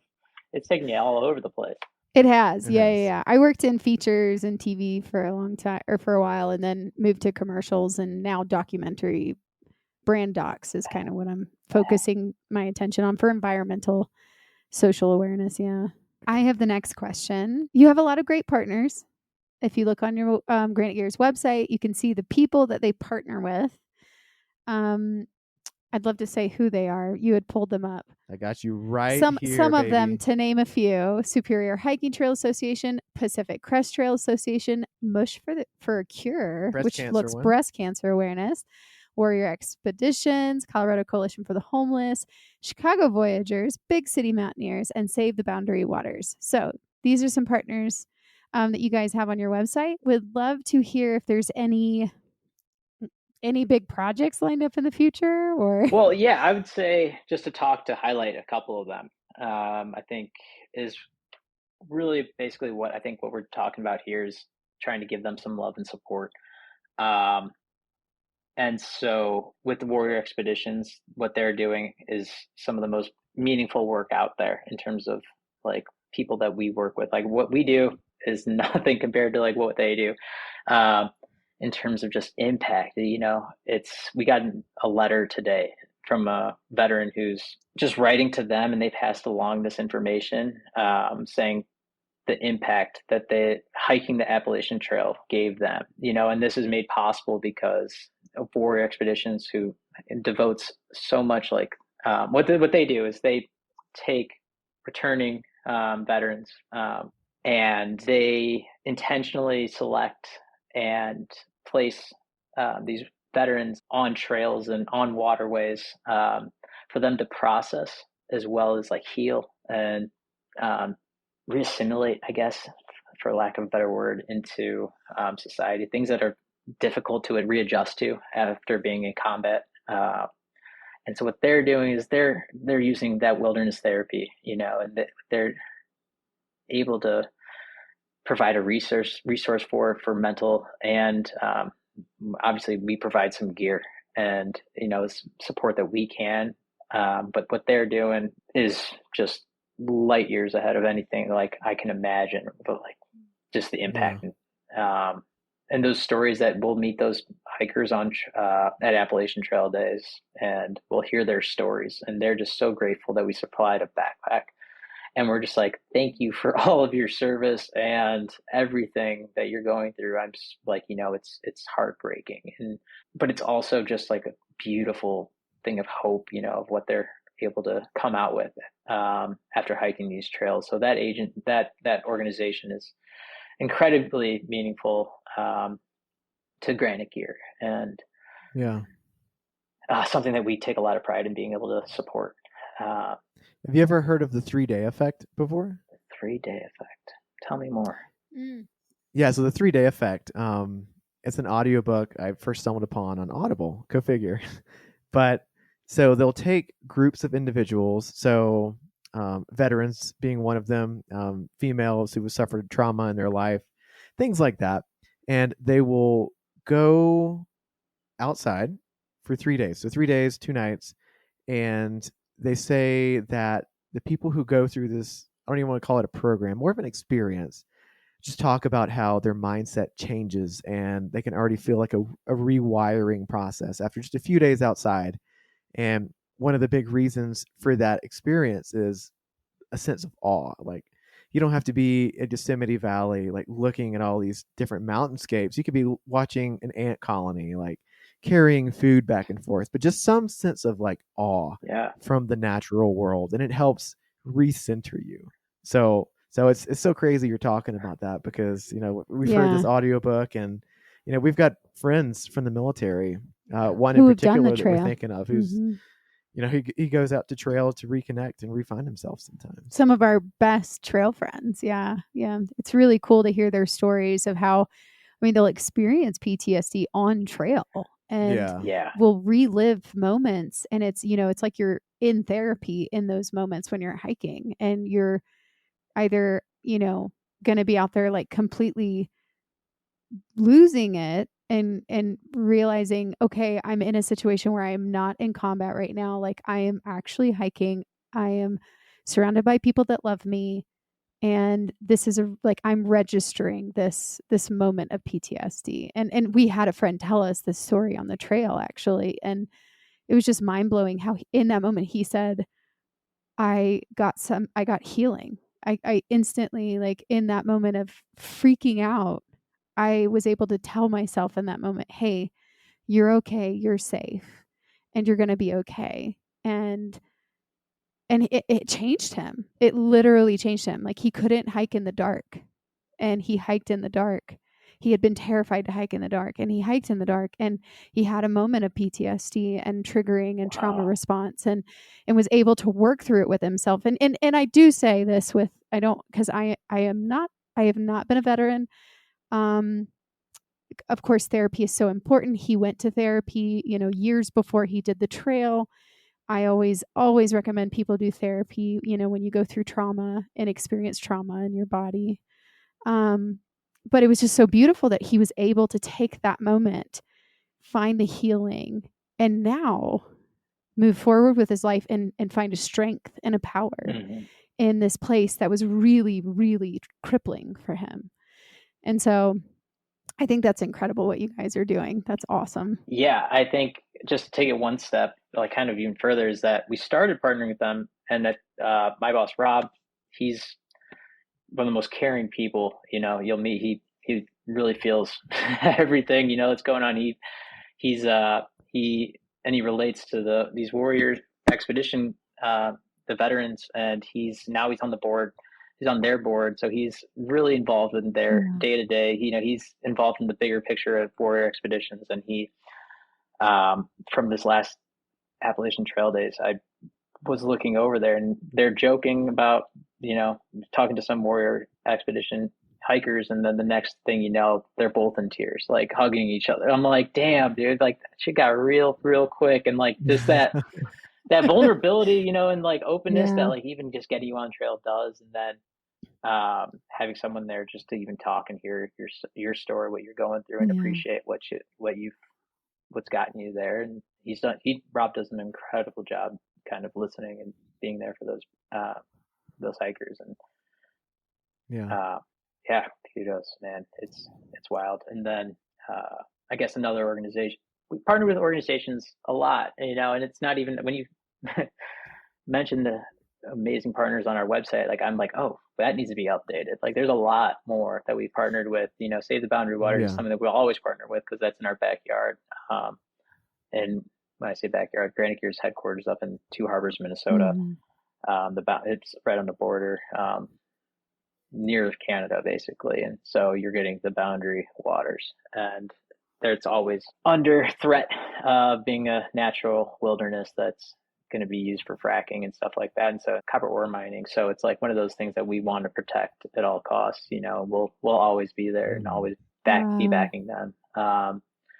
And so there's, really good people doing such incredible things out there, whether it's conservation efforts or making the outdoors look more inclusive. And so I think one of the big things that we've been focusing on in the past few years is our DEI efforts, and just giving kudos to those people that are out there doing really, really fantastic and inspirational work. And I mean, we've got a guest on our Instagram tomorrow who's started a Muslim women's hiking group named Mawa Collective. And it's just to encourage, people who normally don't feel welcome or don't know how, or don't feel relatable, how to relate to those people who are backpacking. It looks different, and we are, Rob and I are two white guys just trying to have this conversation. And I love the vulnerability that people come onto the show with. And it's just like, hey, we get to the chance to talk to people doing really great stuff and support them. And so we were able to send them a bunch of packs for this girls trip just a few weeks ago. And so they're all going to go take these 10 bags out, and go hiking for the first time in that arena, which is really, really fun. And that's probably the most rewarding part, like for me, is just talking and interacting with these people. We did a partnership with Product, which was probably the coolest part for me, when we teamed up with Latino Outdoors and Jose Gonzalez and Teresa Baker and Karen Ramos. And we came out with, Jose did this beautiful artistic, these drawings that have so much inspiration taken from poetry, taken from Latin history. And he distilled this into this beautiful, colorful artwork. And we put them onto some, like a limited edition, like fanny packs and hiker satchels and stuff like that. And we're able to, donate half the proceeds to him and his organization. And it's it's like those things that I think are probably the coolest part about my job actually right now. And so I love that. And it's combining product design with some social causes that really hit me. Yeah. I mean, dude, I had no idea that you were this involved with so many. I know. Names, to be honest with you, it's amazing. You're far more than just a backpack company. A backpack company and a lead designer. Backpacks are just the front. No, it's a lot of fun, and I'm telling you, it's a really fun industry, and I think that being at a small company, you get to really take ownership in a bunch of different ways. Yeah. Do you have a next question? Or? I do. I think, wow, it's really hard to transition back to backpacks after getting so deep right there. We went real deep. Yeah. It's fun. No, it definitely sounds like it. So it sounds like your first backpacks were originally made for portaging, but then you started to make backpacks for other things like hiking, backpacking. Now it's through hiking. What was the original focus with that? Was it just the average day Joe Blow hiker? and Jane Doe hiker. And kind of coupled to that, what's your top selling pack? Yeah, I think so. How we got into the hiking backpacking world, like I said, like it's actually started. One of the stories I hear is how we got into it is our Appalachian Trail Days. I keep mentioning it. Like it's a party now. Like there's a bunch of brands there. There's a bunch of people there that aren't even hiking the trail. Like it's like people come from towns over, and it's just it's a giant festival. And it's really beautiful what it's kind of grown into. But back in the day, it was like when it first started, Granite Gear was one of the first people there. And what our founders, Jeff and Dan, would drive a truck down with a sewing machine and just be there fixing packs. And I don't even think we were making packs like that back at that point in time. We had the Saxon organization, and they were repairing everyone else's gear, basically. So anyone with any issues, backpacks, they would see what was failing. And they would fix every other brand's bags. And so they understood, like, we could do this. This is the story I was told. So they're like, we could do this. We know what are the problem points. We know where to make them stronger, and we know where to use thicker fabrics, and we know where to use thinner fabrics. And that's what we're kind of going to do. And that's, to me, is where the lightweight fabrics came in with conjunction with heavier duty fabrics, at least for Granite Gear. And it's kind of there at the transition of when it was burly, just backpacks that were going to last forever. And then that transition into lightweight bags can be a thing. And that's kind of where the ultralight industry kind of popped off. And so Granite Gear was on the forefront of that and helped pioneer some of that movement with a few other brands. The brands that were there, it's just like core, like that were just been at Appalachian Trail Days since its inception, basically. And then it became a thing. So that's where I'm going to say that came from. Okay. And then I'm going to say a best-selling bag is Blaze 60. The Blaze 60? Blaze 60. Okay. You know, it's still it's still a lightweight pack. It's just a hair over 3 pounds. And when you think about the load carry to actual weight of the bag, it's 3 pounds, but can carry up to 50 pounds. That's in a tremendous ratio. And the features in there are very intentional, and there's some that are hidden that you'll not like. I'll be at trail days and I'm like, you know this, and they're like, what? And I'm like, yeah, there's a full length zipper underneath the arch that's so intentionally there. Usually don't put zippers on things because the zippers will fail, but this one's so intentional, like as an access point. It's hidden underneath the arch compression, which makes it takes a ton of stress off of that zipper. But what I'm trying to say is that bag is actually, I think its weight to load carry ratio is probably that biggest selling point. And also that fabric, like I mentioned with the UHMWP, that's the bag with it. So it's got our strongest fabrics on it. It's also got a really cool custom frame sheet that you're able to dial in your size to. And you're able to carry the most weight with that bag comfortably. The foams are the thickest, and it's a little bit more rigid, but you can still, it's a 3 pound bag. So even if you wanted to carry, a smaller weekend worth of stuff, you can still carry that. And it's not like you're carrying a larger, heavier bag that's going to be cumbersome. It's still going to do the trick. What's your favorite pack? Your favorite? My favorite bag is it's definitely the perimeter, right? The perimeter 50, yeah. Yeah. And it's specific. Also, No, keep going. Oh, go ahead. No, you go. I was just gonna say congratulations, by the way, because I know that's a big deal for outside world to say that, and it to be one of those top bags, and we even had a friend on the PCT carry that bag, and she's one of our like tramily people, and yeah, and we were like, what's this bag? We've never seen this before. I didn't know much about gear world at that point in my hiking world. So when she mentioned the perimeter 50, I was like, interesting. And she started telling us about it. Oh, that's incredible. Yeah, no, that bag is long story. I'm not even going to tell, but I basically wasn't able to, I had that traumatic injury to my ankle, my Achilles, and where a mirror fell. It was just gruesome. And I wasn't able to walk basically for like 4 months, and I designed that bag just not even being able to walk, let alone hike. So it was relying a lot of people's feedback and a lot of testers and a lot of collaboration with other. It's like I said, Granite Gear is a small knit team. Like Rob is out there testing all my bags. Like it was a lot of collaboration, seeing what was going to work, what wouldn't work.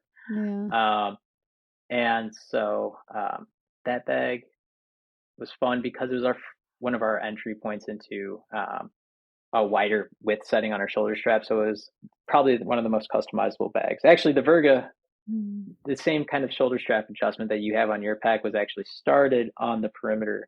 Those kind of two different color webbings that run vertically, so you can adjust your torso height and width.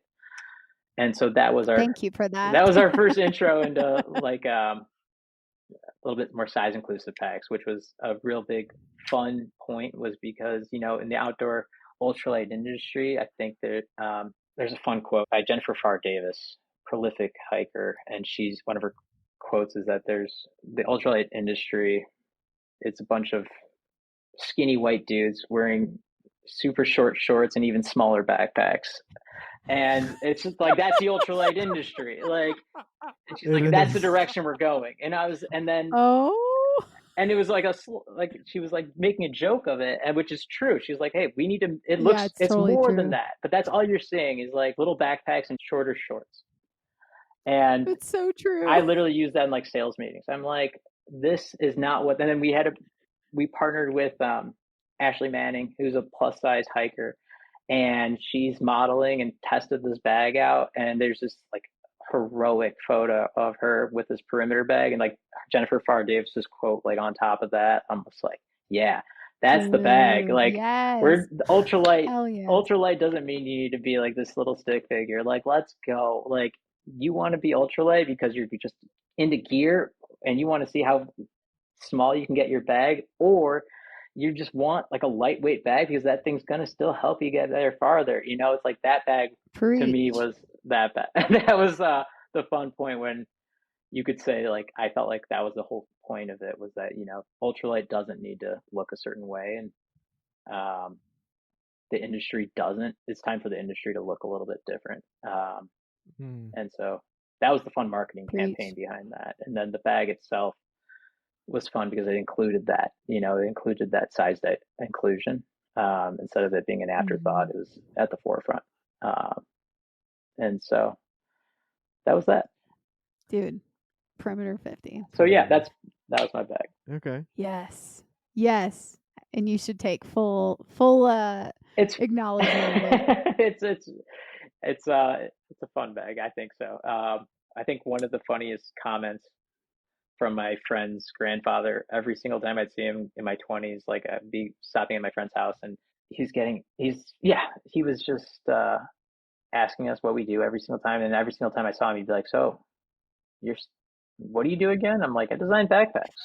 He's like, And he, like, every single time he would ask me, and then finally he's like, backpacks, like the thing that was invented 200 years ago, like you're designing those again, like you're redesign. What are you doing? And I'm like, trust me, there's innovation to be had. And then so I was just like able to go back to him one day. I'm like, here's a magazine that says it's innovative. And he's just like, cool. Like, look at my backpack.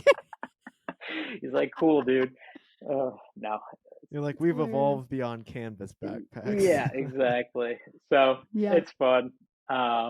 And yeah, I think the people and the places it's taken me has been a lot of fun, and more than I could have ever asked for. So yes. Anything new in the lineup coming down that you're allowed to talk about, that you're thinking about? Maybe a Quetzal? I think the Quetzal is going to be my next research. Yeah, I'm not joking. I usually play Wingspan when I'm like, I need some inspiration for colorways. And I will look up this Costa Rican bird. And I will say that, we've got some fun stuff in the outdoors realm, but I can't really share too much on what that looks like. And there's some fun artist series potential, where it's kind of like the thing we did with Jose Gonzalez, where we come out with that, but we might do it on some different packs that we can offer. And what else can I tell you? I guess be on the lookout for some new groundskeepers for next year, when maybe there's some Yeti Basecamp. Who knows? I don't know. Who knows? Who knows? I can't speak to that right now. But that would be a lot of fun. And yeah, I wish I could share more. It's okay. No, that's you don't okay. have to. We'll we were curious. have to do another I want you episode. to know. I want you to I know we're know. looking at the Quetzal right now. He just pulled it up. It's gorgeous. Dude, I'm pretty sure Oh my gosh. you can It's share like screens a blue right now. green. Can we share screens? Yes. We should share screens with him really fast. This is an inspiration, truly. There it is, Quetzal. You even have it right there, Quetzal There bird. we go. Share. Oh Look my at this god. thing. Interesting. It's like a I don't even know how to describe it. It's got like a jade green and almost a ruby red plumage. Look at that. I like the little hair tuft on the top. Yes. and they're sexually dimorphic, so the females Are won't have all they? this. Wow. Yeah. I mean, you know how it is. The male's gotta act all like fancy. You and gotta have look the beautiful. bright colors to get the female. Yeah. Yeah. Beautiful. All right. I'm gonna have to Oh my god. start whipping up So some there you go. colorways. Dude. I think this is a good spot to ask you our roundup question. So I think you'll have a great answer to this based on what you've told us so far. But is there anything you would like to convey to our listenership? So think not only through hikers, but hikers, backpackers, and hiker hopefuls. So folks that want to get out there, but they may have a little bit of hesitation. What piece of advice would you give them? Yeah. It's a good question. From a guy who severed his Achilles. Jesus. And, seriously. Yeah. Came back from the...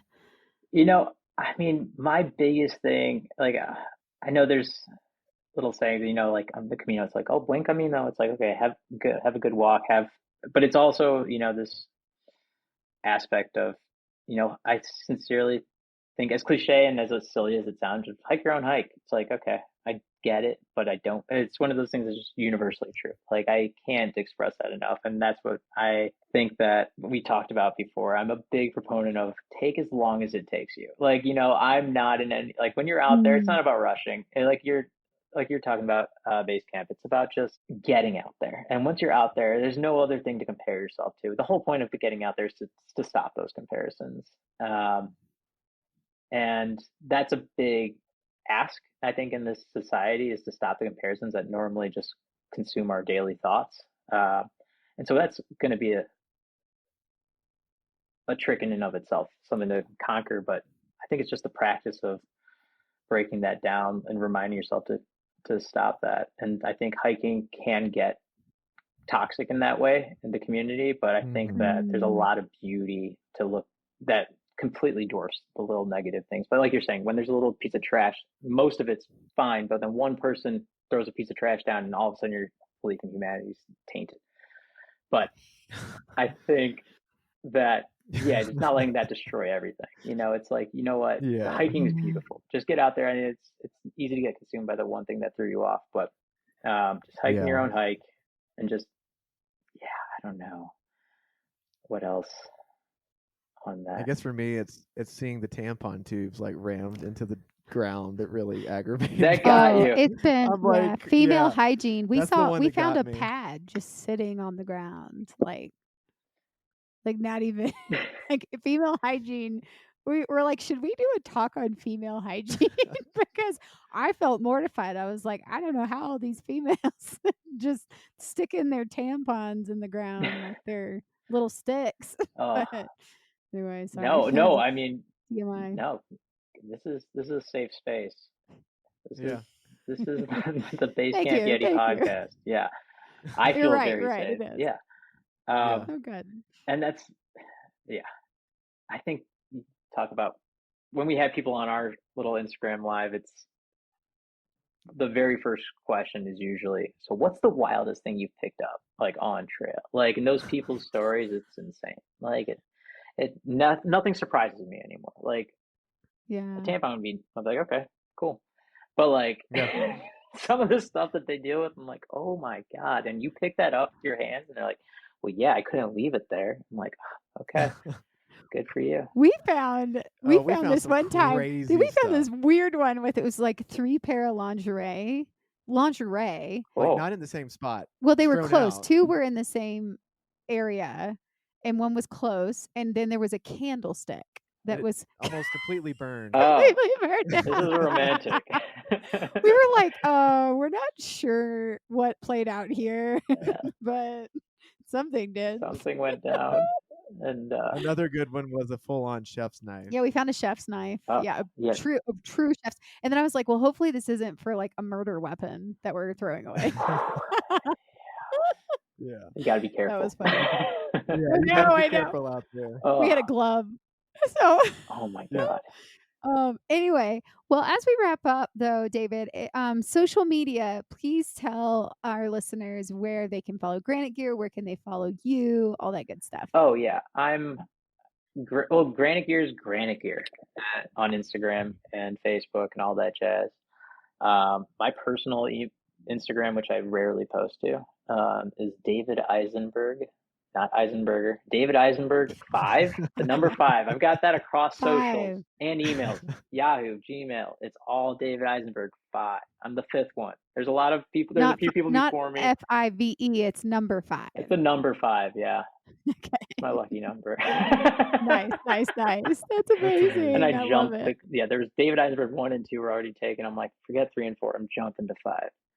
I'm going to 5. Yeah. Here we go. But that's amazing. Yeah, and then we also got that promo for y'all, for your listeners. David, real quick, would you mind sharing the discount code and percentage off one more time? Yeah, for the listeners. I believe, for the Yeti listeners, it's Yeti 20, or is it Yeti 30? Yeti 20. I think it was Yeti 20. 20. Right? It is 20. Yeah, Yeti 20. Ooh, 30. That'd be like way. That's Christmas gift. That's right like there. Christmas. Hey, yeah. One of these. That's the next episode. Stay tuned. Yeah. Part 2. So Yeti 20, folks, for 20% off Granite Gear. Go and support a company that supports other people. Wow. See, he's so good at commercials. That was really telling good. you. He just comes out. I don't know. It just comes out. But yeah. So you just heard an awesome interview with David Eisenberg, not Burger.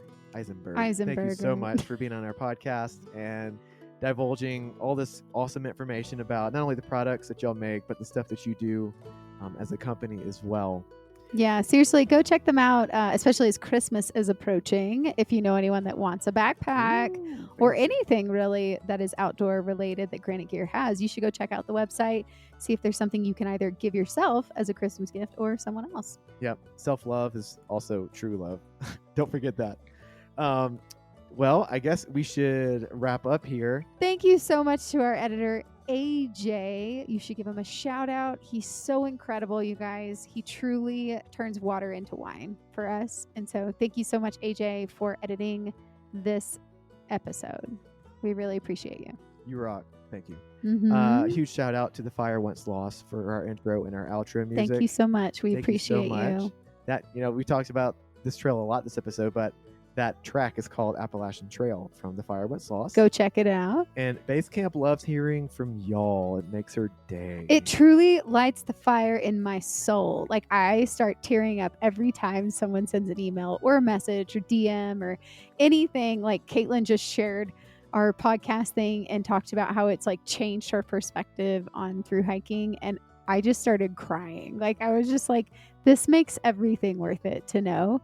And so please, if you ever have any thoughts, comments, or even just comments on like, hey, we want to hear this from you guys, or we're curious, from this gear brand, we would love to hear from you. So you can email us at yetiwalksintobasecamp@gmail.com, or you can join our Yeti Walks into Basecamp Instagram, DM us there, like and subscribe. You can also find us on the Ginger_and_the Joy, our personal together podcast.